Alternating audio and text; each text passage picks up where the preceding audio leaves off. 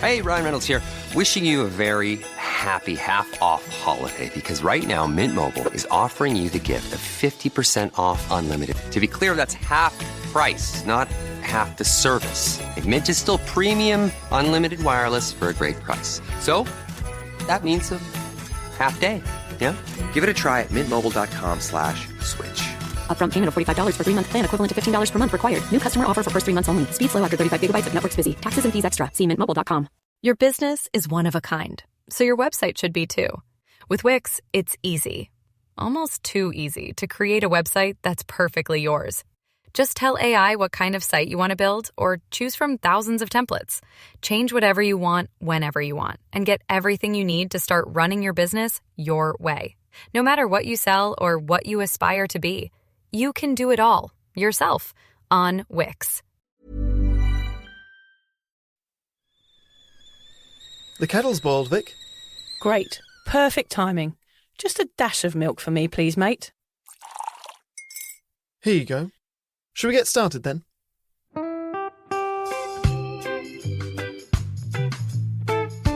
Have you ever woken up on a Sunday morning and said, I'm never drinking again, and then found yourself waving $50 at a barman by happy hour?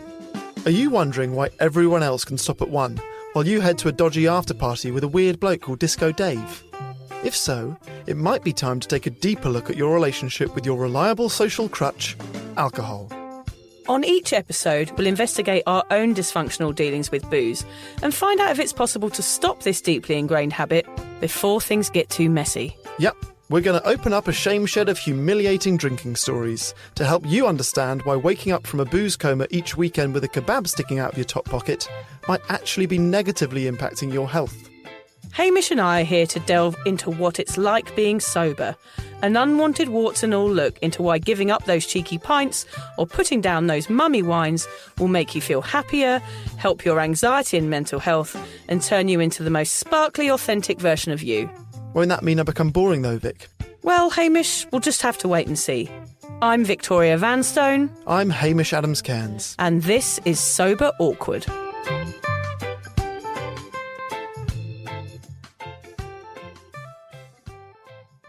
There's $2, there's another 50 cents, there's 20 cents there. That's 2 cents. Yeah, that's 2 cents. That'll do. Is that enough for you, Alan? For what? It's just to pay you for our time in the studio. 20 episodes? Yeah. Oh, thanks. Yeah. Well, he's happy with that. Ungrateful bastard. Oh, he's just thrown it all on the floor, the little shit. Ungrateful. He's naughty, isn't he, that little troll booth? No. Oh, look at him picking up on his hands and knees, picking up the coins. We can see Alan out of the booth and he's on his hands and knees picking up the coins that he's just thrown all over the floor. It looked cool when he threw it, but now... No, he doesn't look like he's got carpet so burns on yeah. his knees. He's got red knees now. How are you, Hamish? I'm well, thanks. How's your week been? Yeah, not bad, actually. I went away for my anniversary with my husband and we went to an Airbnb where we got totally ripped off. Oh, go on, what happened? Well, we got there. There's a bloody, what's it called? One of those, a sauna. Mm-hmm. And a woman kept going, let's go in the sauna, go in the sauna. So we were like, don't even bloody like saunas. So we went in there and sweated our tits off for 5 minutes, then came out and she knocked on the door and was like, that's $30 then. What? Yeah.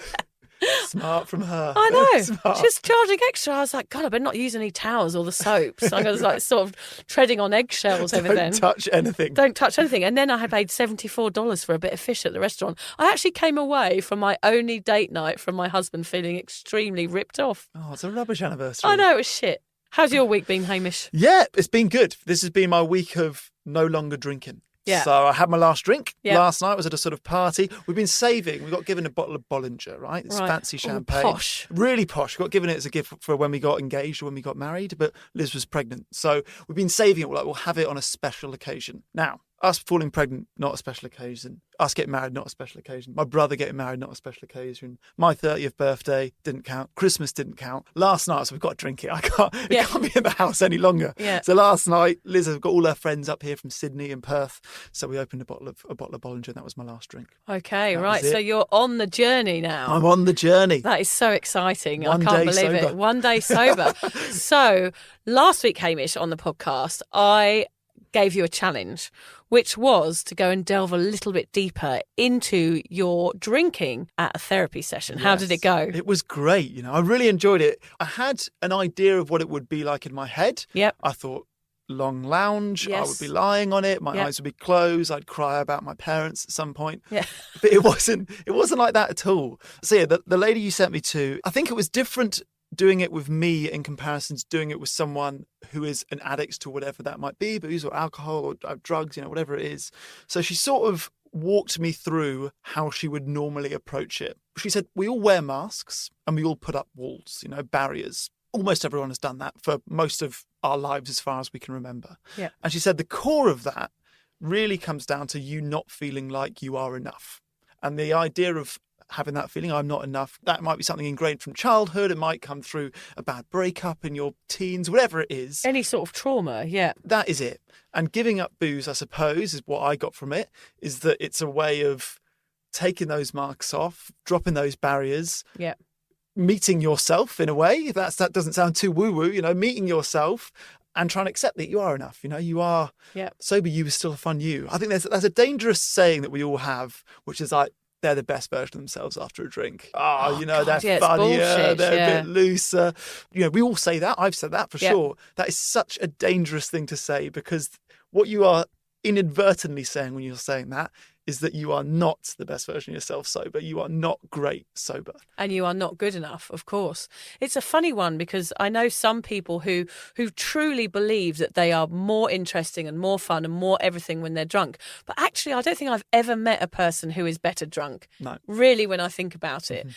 And also, it's saying to them, when you say that line to people, it's like saying your authentic self, your real self without alcohol in you is not interesting and is not the person that I want to be around. And it's just really negative and really kind of hurtful to who you are as a person. Yeah. But yeah, I was really grateful to be sent to that therapy session, because I think one of the things I really got out of it is, it's a lot of looking at yourself and looking at your childhood. And I kind of thought, God, am I a narcissist? Because I'm looking for scars and I'm not finding any. And does that mean I'm blind to the scars that I've had? I'm a narcissist. I'm just this lunatic that thinks everything went well. Yeah. And actually, the more I thought about it, I thought, actually, no, I'm really grateful the way that I was brought up. Yeah. I think my parents did a great job, and I want my kids to think of me the way that I think of my parents. Yeah. That's what I got out of it. Well, that's amazing. And just being grateful about things that you have in your life is a lovely way to live. So if you got stuff out of it, did you talk about your very normal drinking habit with her?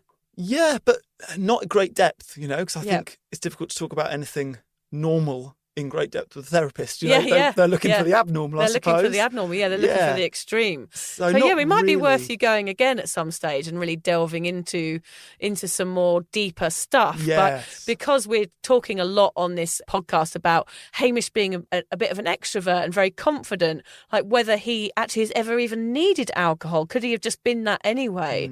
And to look at the reasons why you feel the need to be extrovert.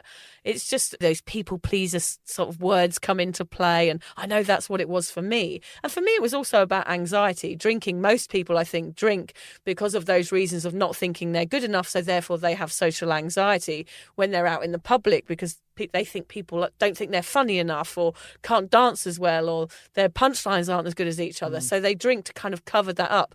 And it's really, really toxic, actually. So a lot of what we're going to talk about generally on this podcast is finding out if you can be that authentic person without a drop of ethanol in your bloodstream. That's exactly the challenge. So what are we talking about today, though? So today's episode is all about money.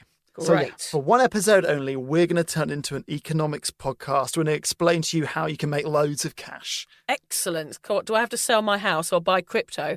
I don't mind selling a few organs to a stranger under a bridge. I've done that a few times. Please don't take any of our monetary advice. It is all obviously terrible. Yeah, I think Lucy and I had a bit of a habit of pulling a lot of stats out of our bottoms. So generally, I think Hamish and I will be grabbing at a few straws here. But yeah, don't take any advice, because we are by no way millionaires. No, what we're trying to do in this episode is explain some of the hidden savings you can make when giving up alcohol. So I think there are loads of reasons why you might want to give up alcohol, from improving your health, focusing on your career. But yeah, for me, one of the reasons that played an integral role was money, particularly given the fact that I'm a new dad, our household incomes dropped significantly. That's money sort of came up lots in my decision making around this one. Yeah, those fucking little grabbing babies making you work harder. That's genuinely what it is, Hamish, isn't it? They come along and ruin all our They're fun. scrounges. I was going to tell you, actually, I had a bit of an epiphany with my daughter this week. She's only 6 and she said fucking for the first time, which was an absolute shock. We've been listening to bloody Justin Bieber. What was the context? What was the sentence that she Well, said? no, she just came up to me and said, Mummy, I've learnt a new word. And I was like, what is it? Hoping it would be like, I don't know. Onomatopoeia. Yeah. Yeah. What's the longest word in the dictionary? Is it not expialidocious? No, no, it's not that Is that very not in the popular. dictionary? I think it's anti-disestablishmentarianism. I think it is. I was thinking of that Welsh village as well. Yeah, go. Yeah. Yeah, so I don't know, when those kids come along and ruin everything and swear at you because of Justin Bieber songs, then we're all in trouble and we actually have less money in our pockets. So whether you're buying nappies, rounds for backpackers that you've just met at a hostel, or losing out on a round of drinks to your stingiest mates, there are lots of ways that drinking can hurt your pocket. We want to explore not only the ways that you can save a fortune, but we also want to show you how you can spend it on something more worthwhile than a hangover and a cream for treating crabs. Oh, how did you know about that, Hamish? Poking out of your pocket now. My God, yeah. No, that's the other cream. That's my other ointment. Why did you bring it to the podcast? No comments. Today we're going to look at the cost of alcohol on your lives. We don't just mean how much money you may be spending on alcohol a year, but the hidden costs that you incur when drinking plays a part in your decision making. We hope that by considering these costs, you might significantly improve your quality of life. Cutting the booze costs could mean that you finally can afford that expensive dress, the fancy restaurant, or even that dream holiday to Bognor. Poor Bognor. It does get bad rap, doesn't it? Yeah, it's probably quite nice, Bognor, Have on you a ever nice been? day. No, never been. I feel like people that live in Bognor and people that live in Timbuktu. I was Yeah. like, just leave it out, guys. Yeah. Leave me alone, for Yeah. fuck's sake. Exactly. Yeah. So let's walk you through an average night out Yeah. in which booze would be involved. You've organised a dinner during which you want to have a drink, not get drunk, but certainly drink too much to be able to drive. Okay, so you book an Uber, costs $20 each way. On getting to the restaurant, you might have a couple of pints of beer, maybe half a bottle of wine at a cost of around another $25. At the end of the meal, you probably get a bit carried away as you do. You go to the cocktail bar next door and then you order another round of drinks. A few hours later, you find yourself at your local kebab shop. The owner knows you by name. That's not a good sign. Elephant leg, I call kebab shops. Elephant leg shops. It looks like a horrible sort of like rotting elephant leg, doesn't it? It's That is revolting. enough to... Don't put me off kebabs. ET skin. ET, Oh, the God. extraterrestrial. You're ruining that for me. I only ever saw them when they were regurgitated the next morning, so it looked a bit different Yeah, then. or you use it as a pillow. Yeah. On arrival home, you raid the fridge for snacks and any other alcoholic beverages you can sniff out. You wake up the next morning to a stinking hangover, which you've convinced yourself can only be cured with 3 Coca-Colas and a Big Mac. Sounds familiar, right? And you know that is based on a fairly tame night out on the tiles. Yeah, we did pull it back a bit there, didn't we? Yeah. Although you might not spend too much money on alcohol on a night like this, once you factor in the taxis, the binge eating, the hangover, you might have doubled or even trebled your costs. And that's before we even touch on the cost to our economy, which comes to over $60 billion a year. These costs include health services, alcohol-caused crime and sick days. So from our calculations, after a booze binge and a trip to Mackie D's, we reckon the average person spends about $185 on a night out, which is going to have huge impact on your financial situation when spread over a whole year, Hamish. You've actually got an app, Vic, that tells you how much you've saved, haven't you? Yeah, it's called Done Drinking. I have it on my phone, and it says now that I'm 1,578 days without an alcoholic beverage, which is a fucking miracle, quite honestly, with a lot of therapy, Hamish. And that's $15,000 I've saved. But I have no idea where that money's gone because it's certainly not sitting in my bank. Chocolate and hardcore porn subscriptions, I reckon. Yeah, probably. It's just chocolate. No, none of that. I don't have time for hardcore porn, unfortunately. So what is the true cost of booze, Hamish? Okay, so we can all think of times when we've wasted our money on booze-clouded decisions, but let's look at the actual stats. Oh, I love a good I stat. know. Well, I've researched these, so I think they're accurate. They might Okay. be complete rubbish. Who That's knows? the thing with stats. Exactly. Yeah. So we're recording this podcast from Australia. So allow us to start by looking at some of the numbers coming out of here.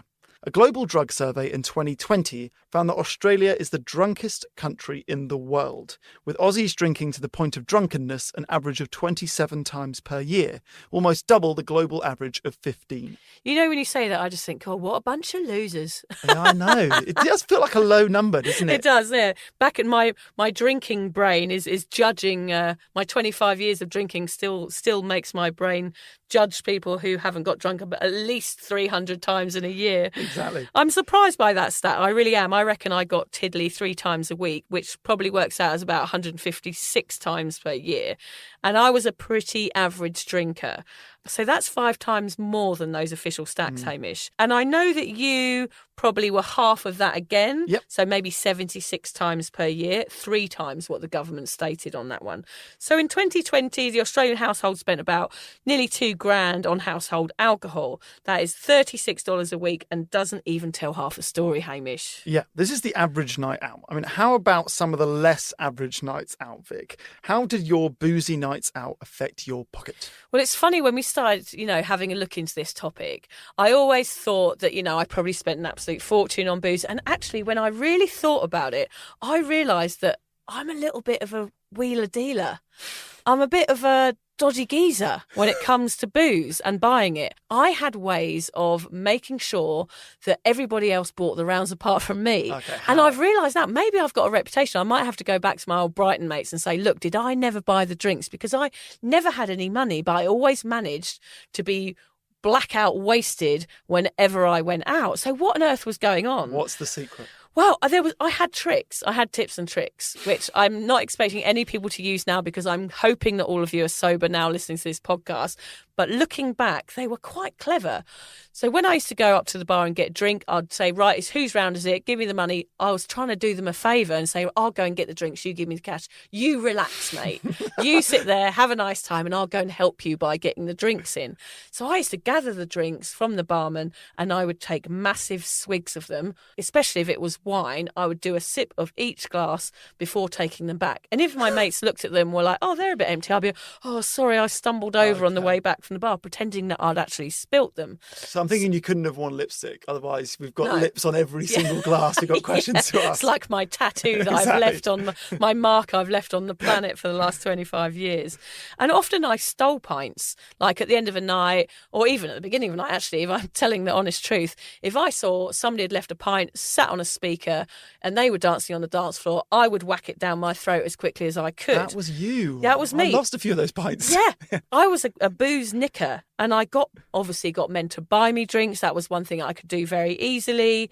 And I used to not pay for the paraphernalia of drinking. I used to sort of blag my way into nightclubs, snog the taxi driver on the way home for a free lift. I had all sorts of ways of making sure that I didn't pay for the drinks because I didn't have any money. I was a poor student. I was working in a pub, so that was free booze to start with. And I just had to come up with new and inventive ways of surviving my party lifestyle. Do you ever sneak booze into the pubs and clubs? Always. So Yeah, I had a that's a good bottle of Fanta or a drink bottle that I'd put, some tequila in, like pure tequila, and go and neck it in the toilets. Me and my friends were called the Flies. Our nickname was the Flies because we were like flies round shit if somebody else had cocaine. So if somebody was in the toilet doing a line of coke and we knew about it, suddenly our heads would appear over the top of the toilet cubicle and be like, right, who's in? Because we were party girls. That's all we wanted. We wanted to join in the pandemonium and be part of it. It was a brilliant time, but of course, burning the candle at both ends, even if you are stealing the drinks, it does have an effect on your mental health and your pocket eventually. I had to pay occasionally, of course. The Fly sounds like the less cool girl band version of the Beatles. Yeah. That's exactly what we were. We were always flapping our wings like when we met each other. It was very cute. We had this kind of little girl gang. And it was around the time of the Spice Girls, yeah, but probably like a lesser version of the Spice Girls. So, yeah, there was all ways that I had of saving money during that period.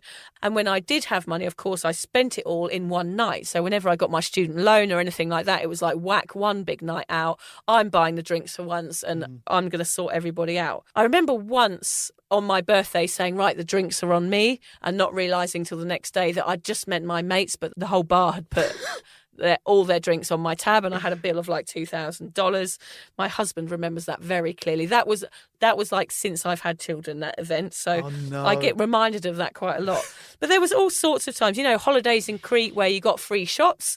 That was the sort of place I hung out. The women get the free shots, the men, and then you go and find a bloke who's going to buy you a shot for the rest of the night.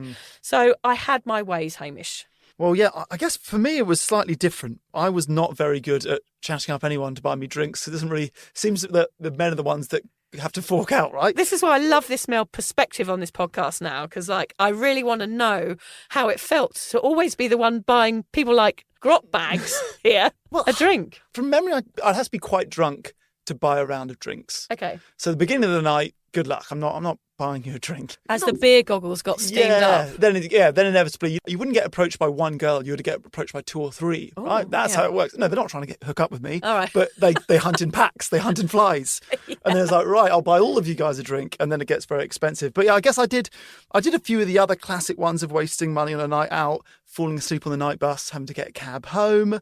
One night I swapped clothes with a guy because I thought it was quite funny. Yeah. And then in the morning I woke up and he was much bigger than me. So I didn't fit any of the clothes. I still have quite a lot of this guy's clothes. I was in America, so I was on holiday. That's so weird. Yeah, it was quite weird. But that can happen. That's the sort of thing you go, oh, I'm out on a night, I've swapped clothes with someone, what am I going to, I think I better just go home to bed. What is going on? Exactly. I left a mate's camera equipment in a taxi in Rwanda. First night of a holiday, had some drinks. What the fuck were you doing in Rwanda? Well, I built a charity in Rwanda, actually. I've spent quite a lot of time in Rwanda. What? Magic, yeah. Hamish, there's so much I don't know about you. Yeah. I helped build Rwanda's first ever cricket stadium. What? So, yeah, amazing. Rwanda is insane. Okay, you're going to have to tell us that story another time. Yeah, that's another episode.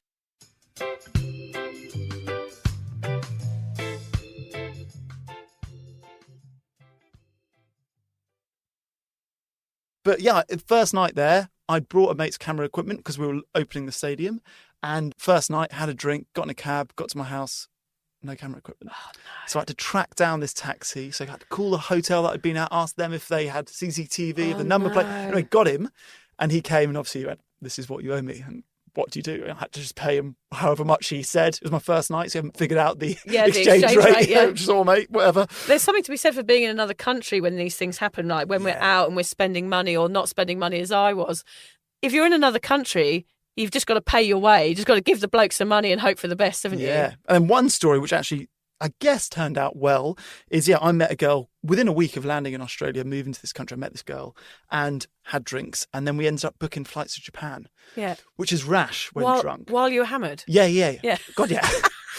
Which is rash. Never get a credit or debit card out when you're drunk is a generally good advice, particularly on the internet. News, but I married her. I married that girl. Oh, yeah. So that was Liz. That one went well. Oh, that went well. I wouldn't recommend. So you were happy to spend that money because it meant you got a wife. Yeah, exactly.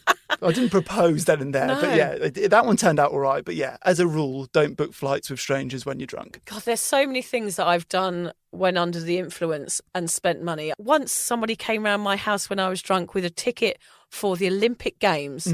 I was living in a sort of backpacker house, and one of the backpackers that had left had bought a ticket and gone back to England and forgotten about it. And instead of going out to the Olympic Games, which I should have done, somebody handed me a ticket and said, here you are, here is a free ticket to the Olympic Games. I sold it for booze. Yeah, so I missed out on the opening ceremony of the Olympic Games in Australia because I wanted to buy booze. I sold it for like 600 quid. I was very happy about it. What? Yeah, me and all my flatmates went out and got hammered that night. Well, I was going to say, what was the night out like, and was it better than the opening ceremony? I can't remember, Hamish. I would have wonderful memories of that ceremony, but now, of course, I just have memories of my head being in a toilet and regurgitating my entire contents of my stomach into some dodgy pub toilet. Yeah, it's gross. When I look back and think of all the money I must have wasted, I just think, oh my God, what was I doing? Imagine all the chocolate we could have eaten. I know. So what have you quit? You quit 4 or 5 years ago. What benefits have you had since then? Well, I've kept jobs, I guess, which I think is probably quite important. And I earn money now, which I never really did before. I went from stealing money and borrowing money and owing people money, especially my poor parents. I never had money because I had to pay fines and right. All these other things that happen to me always cost me money. So now, since I've got married and I've got sober, I'm more of a normal citizen of this earth, and I manage to actually save money occasionally and not spend it on frivolous bullshit things that I don't remember, like a blackout. Sure. So yeah, I treat myself now. I went to the shops today. I bought myself a new dress and I bought myself a new pair of earrings, whereas that money before would have gone on alcohol. And of course, being healthier means I don't have to go to the doctors as much, and I don't have to pay bills as much for health issues and vitamins and all things like that, because I generally feel much healthier. And also it feels good to not be spending money on drugs. Let's bring it down to the level that's what I was doing for many, many years, whether it was recreational drugs or alcohol. I was spending money on things that would make me feel high and then make me feel very, very low, and on things that it has no meaning in the end. I don't get anything from being drunk. All I get is a really stonking hangover, and that's it. Yeah. I don't get these bonding moments like we talked about in the last episode. I don't get these fantastic occurrences when I'm drinking. I just get a fucking hangover. Yeah. So now I save money, I'm more functional, and I'm much, much happier, which leads me into feeling much more mentally healthy. Mm-hmm. What about you? Have you got a piggy bank, Hamish? I do have a piggy bank, actually, although it's sort of a piggy bank for the kid. So, yeah, any coins you got left over at the end of the day go in this jar. Oh, great. You're already collecting. I mean, Hamish's baby is, what, 8 2 weeks, months old? 8 weeks, yeah. So you already got a little savings account. Yeah. Oh, that's so sweet, Hamish. So that's going all right. I'm sure I'll save lots of money this year. There's a few things that I'm excited to spend it on. This is a good tip, actually, for any dads listening, particularly if you're a new dad. The best thing you can do with your money, this is what I discovered this week, is without telling your wife, right, get her a gift that she uses not with you and away from the baby. So I got 2. I got her a massage. Yep. And I got her an infrared sauna. I didn't tell her. Are you listening to this, John? But honestly, particularly after 6 weeks, actually not even particularly, but yeah, if they are breastfeeding and they feel they're never separate from the child, they're going to be tired, they're going to be overrun. That little gift, and it's 30, 40, 50 bucks. It's a night out. Less than a night out. Less than a night out. Made such a big difference, She cried. She cried with joy. Oh, bless for something her. that cost me $30 and meant that she could go do something for an hour. I mean, those little gestures mean so much when you've just had a baby, or even when you're pregnant, or actually for me, any time in my life, when someone thought about you without you asking them and bought you something that they think you will like, it means the world, doesn't it? It doesn't matter how expensive that gesture is. Yeah. It's just something little to make you feel good and to get a moment to yourself. Like motherhood and parenthood and work, everything is so all-encompassing nowadays. Like work never switches off because we've got on Instagram or we're on Facebook or we're doing this. Nothing ever switches off. And just to have a moment to yourself to regroup and check in with yourself is so important. And to do that, you can do more of that if you give up drinking, if you're not spending your money on frivolous shit. Yeah, absolutely. I think I'm looking forward to just not worrying about money. I'm fed up of getting the day before the payday and being like, oh, it's tight. And I'm sure, and we're not talking about massive sums here. We're talking about an extra $100 a week that I might, I'm not spending $100 a week on booze, but just every little counts. I don't want to be worried about it anymore. It's like when you give up smoking, it's the same thing, isn't it? You start to have money in your pocket, even if it's just like loose change that you can spend on something else. And just look how more important these things are compared to a night out, Hamish, like making your wife cry, which I'm sure you've done in other ways before. I mean, you're making memories rather than blacking out. And that's what life's about. It's about making memories with your family and not waking up with a stranger in your bed with genital warts. Yeah, exactly. The stranger and you with genital warts. Here are some other ways you could spend your hard-earned cash. Yeah, so Hamish and I had to think about this. Like, we're saying these as advice to you because the first one is a gym membership. But of course, I haven't done that. Yeah, we can't tell you how to spend your money. No, these are just some tips. Theoretical. Going out and going to the gym is going to be better than downing 15 shots of absinthe. That's our advice. That's true. But the gym is a good one because I feel like it has a domino effect. If you've been to the gym in the morning, you're less likely to eat a chocolate bar or a Big Mac that afternoon. And then you're probably less likely to have a drink in the evening. Yeah. It's sort of, has a nice domino effect. Yeah. Like fitness. And you feel healthier throughout the day and you probably eat healthier and you feel better as a human, generally you're going to feel good. And that can positively affect your diet and you won't snack and all those sort of things, yeah. Another way you can spend your money is on experiences. That's what I always ask for birthdays and Christmases now. Horrible experiences? Terrible experiences. Please, Santa, just terrible experiences with me again this year. Ho, ho, ho, Hamish.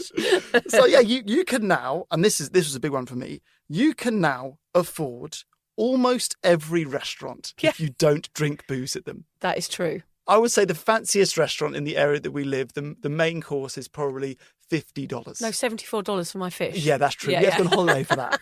$74. Okay. Is there a sauna included? You can use it on these experiences. On a restaurant, you can go to the movies or the theatre every week. You can stay in a hotel once a month. You can get a fortnightly massage, or you can just eat your own weight in cream eggs. Oh, yeah, I'm in on that one. Yeah, definitely. So, yeah, doing anything that doesn't affect your mental health or your physical health is going to be great for you. So even something like random acts of kindness. Surprise your partner with a gift, as Hamish did. Treat them to a date night or get a babysitter, or do something like buy a coffee for a stranger. There's something on Instagram at the moment where a guy's going around paying for people's shopping, like kind of jumping into the queue and just beeping his card and saying like, I've just bought your groceries for you. Do something like that makes someone happy instead of puking on their shoes. And if you don't want to do that, then just treat yourself. You can go to that more expensive hairdresser, you can get that dress you looked amazing in but couldn't afford, or you can sign up for that weekly course that you've always wanted to do. Actually, you can also do nothing at all and just put all the money that you're saving by not boozing into the bank and save it for a holiday or some school fees, or just sit back and enjoy the fact that you've probably got a little bit of cash in your wallet for a while. Another thing you can do is actually buy yourself some time. That's something that we have a finite amount of. And you can save up enough money to give yourself an extra day off work and treat yourself to a day off with the kids if you like. Yeah, so basically money and booze do go hand in hand, don't they, Hamish? It is a bit of an interesting topic because I know that I've wasted so much money. I mean, that app said 15,000 and that's just probably in the last 5 years. So if we times that, I've probably spent in the last 25 years hundreds of thousands of pounds on alcohol, which scares the shit out of me, to be honest. And I think there's a lot of people out there. I mean, if you do the sums, people, that's probably a good way to start, isn't it? Sit down, if you're a drinker and you are becoming sober curious like Hamish here, sit down and work it out. Like, write down the amount of alcohol you're consuming each week and write it down on a piece of paper and have a good look at it and ask yourself if that's okay or not. And include those taxi rides and, you know, the bucket of chips the next day or the round of drinks. Include it all in there. And if someone does give you an Olympic ticket, take it and don't sell it, because it's all about making memories at the end of the day. If you're someone for whom the making or saving of money can help motivate you to give up booze, then just consider what you could be spending it on instead. Would you rather buy a stranger a round of drinks or pay a stranger to give you a massage with their feet for an hour? Yes, it's a no-brainer. Absolutely. In all seriousness, discussing money can be a bit of a sticky subject, and nobody wants to be accused of being tight after refusing to split the bill or buy a round. But sobriety is all about bucking the trends and changing the habits. Be the one that says no, because that gives others a kick up the arse to follow suit. Something that's come up there for me, Hamish, is, you know, when sober people go out for dinner, I highly recommend that you take cash with you, because everyone's splitting the bill. Somebody might have had the most expensive bottle of wine on the menu where you've just had some spring rolls. Probably vegetarian if you're sober, because a lot of sober people do tend to give up meat for some weird reason, because we care about the planet and become tree huggers, basically. But think about these things. And becoming sober is about learning to understand different ways of doing things and getting yourself out there and still being the same person, but doing things a little bit differently. And it can be hard and confronting for your mates, the fact that you're not the one putting in for the wine, but eventually people get used to it and they start to understand your reasons why. That's already been something I've worried about 1 week in. Is the restaurants when people split the bill, or the round of drinks? You know, every time someone gets a round of drinks, I've got to say, no, I won't. Yeah. You know, although if they buy me a lemonade, do I feel like I should buy them a beer because that's what they're drinking? You know? It's just confronting for people because you are doing exactly what they are not. So by you giving up alcohol, Hamish, it's like them saying, oh, maybe that's what I should be doing too. So people are going to find it hard, and they are going to give you a hard time. They're going to poke you and say, come on, Hamish, one won't hurt, one for the road. Let's get this party started. But I think something about this journey you're going to find is you're going to have to come up with new ways of being who you thought you were socially, which can be really, really hard. But as I said, practice makes perfect in sobriety. You just got to keep going out. And actually, you're going to be a bit of a different to Lucy, because Lucy was someone who, when she got sober, she wanted to stay in a lot more because she got triggered when she was out and she didn't like the noise and the people and the pressure, all those things that you're talking about. Whereas you are going to get yourself in there a bit more, aren't you? And you're going to be like, right, I'm going to go against the grain. I'm going to go out. I'm going to go to a party and I'm going to put myself out there still, but I'm going to say no. Yeah. I'm going back to England in a few months and I've already got 3 weddings on that trip and I've got 2 like garden parties at our house because I've not been home in 3.5 years. In that time, me and my brother have both got engaged and married and had kids, and there's loads to celebrate, and there's going to be champagne, there's going to be alcohol, all those parties. So I'm excited to see what that is like. What is the challenge of a wedding sober, or a party that's about you sober? Funnily enough, Hamish, my first ever sober event was my own wedding. Yeah. Nice. So I was 3 months pregnant at my wedding. I'd never, ever been to a social event without boozing. And I was 3 months pregnant and I witnessed not only what I could be like, but I also got to absorb all of the love and support around me on that special day. And it was the best day of my life because I wasn't in a blackout for once. I wasn't stumbling all over the place, making a tit out of myself. I was 100% present. And that's when I had that little window into sobriety and thought, fucking hell, like this is good. I could probably do this forever. It took me a long time, another 4 years before I made this monumental decision to quit drinking. But those little insights, those little moments that you have where you think, actually, I'm still having a good night. I'm present. I'm authentic. I'm myself and I'm okay.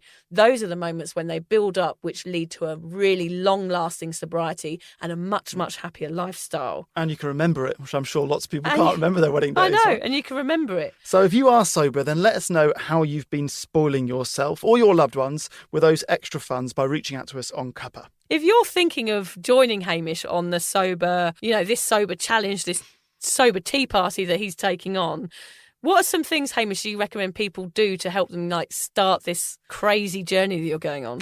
Well, without being an annoying git, tell everyone that you're doing it. Okay. Tell them they know it. They're not going to pressure you because they know it's a challenge you've set for yourself and it keeps you accountable. Okay, yeah. Tell everybody. I mean, when I first got sober, I sat everybody down after 18 months. I have to admit I had 18 months of keeping it a secret.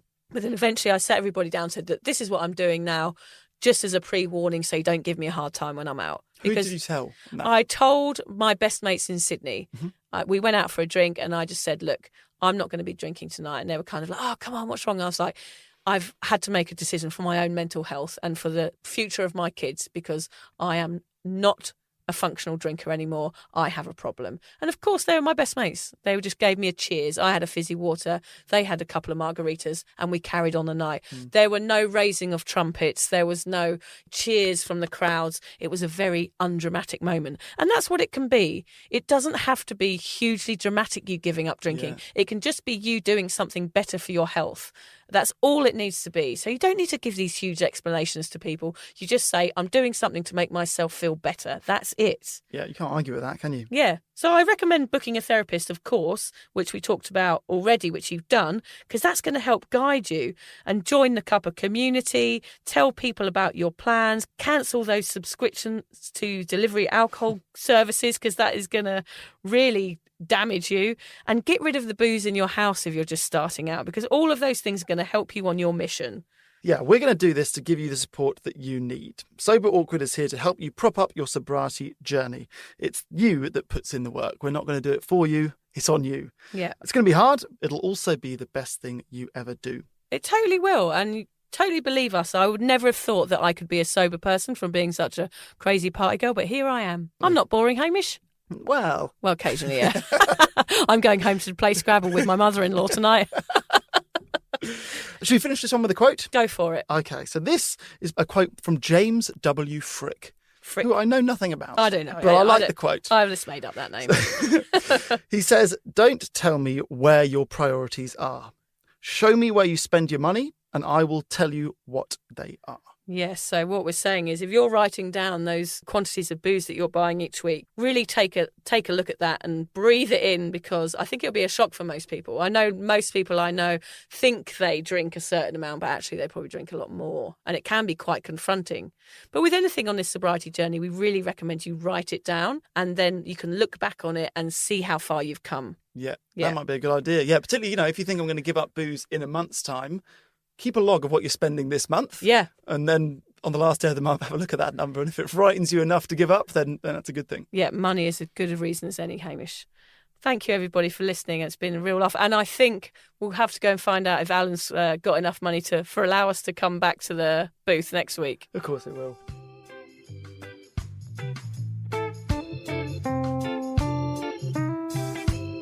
If you're questioning your relationship with booze, you're struggling to moderate, or your hangovers are causing anxiety, it might be time to reach out for some support.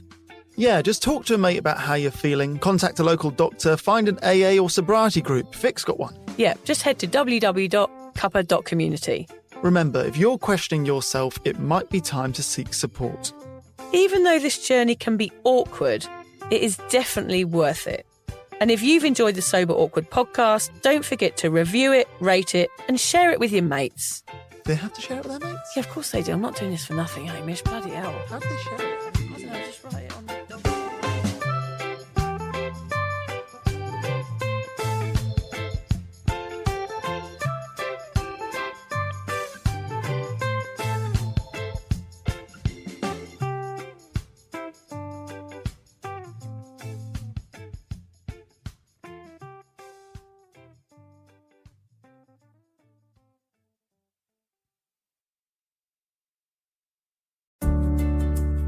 Hi there.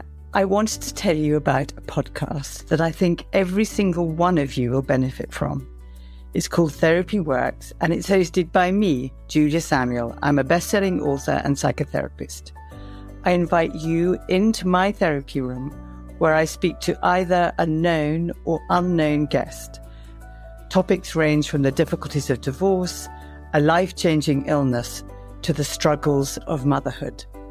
Search Therapy Works now, wherever you get your podcasts, and subscribe to make sure you never miss an episode.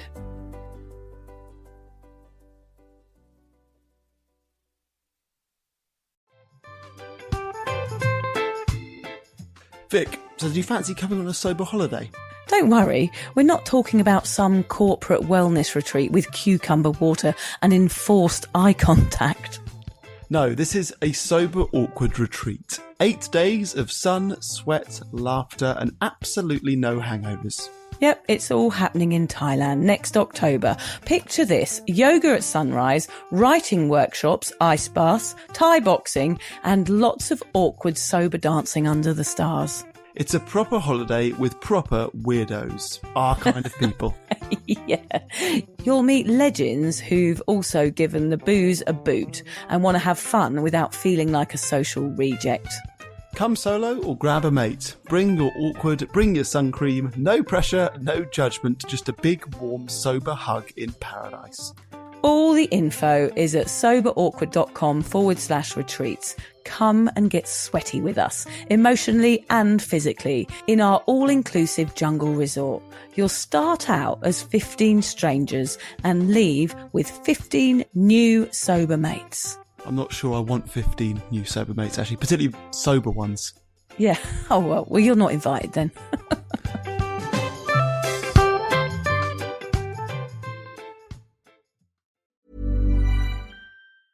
Wix. It's where website creation meets AI, and where your boldest ideas become real. It just takes one platform to build a site that looks great and does everything you need it to. And it just takes one person, you, to start taking care of business like a 10-person team. With AI tools for creating an entire website from scratch or testing new ways to make money, Wix is there with you from day one. Try it out now at Wix.com. With JLL's commercial real estate intelligence, you see new opportunities others miss. With data-driven insights to find, manage, and invest in commercial real estate. You can find out more by visiting JLL.com. JLL, see a brighter way.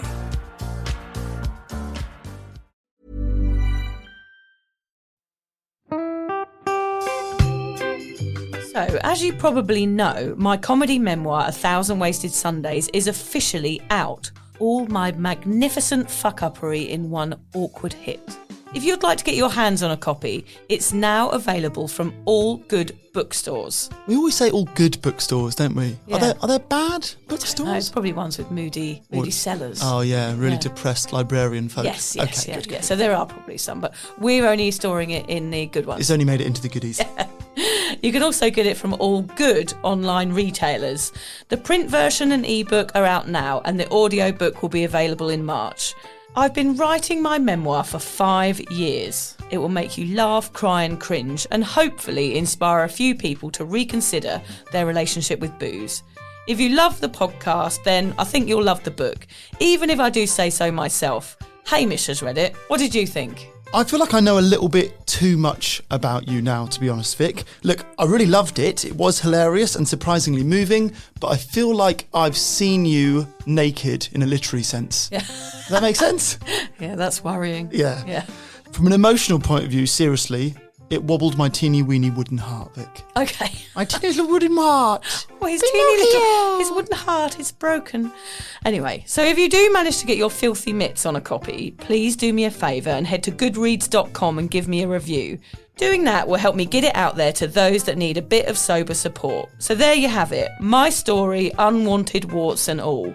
Come and get awkward with me. Not to be too demanding or anything, but seriously, go and buy it Yeah, now. go and buy it. Go and buy it right now. Yeah, don't just tell your friends, buy it, and then buy your friends one or two. Yeah, don't give them a copy. Buy it, yeah. And you know what? Don't be careful where you store it. If you lose it, you can always buy another 5. Buy another one. Yeah.